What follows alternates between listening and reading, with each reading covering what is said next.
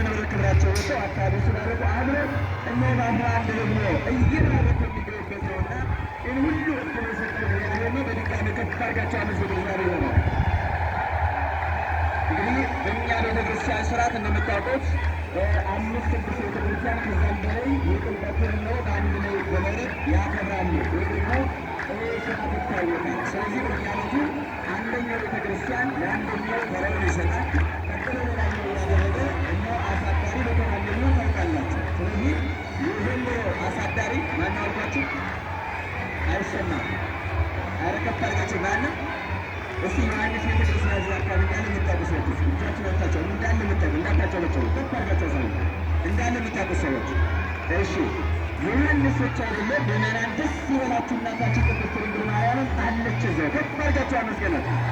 ይህ ብቻ አይደለም መልአኩ ቅዱስ ዑራኤል በዛው አለ። እናታችን ቅድስት ሐና በብዙ በረከት የተሞላ ቦታ ስለሆነ እስቲ ከፍ አድርጋችሁ እግዚአብሔርን አመስግኑ። በእውነቱ ስሙ የተመሰገነ ይሁን።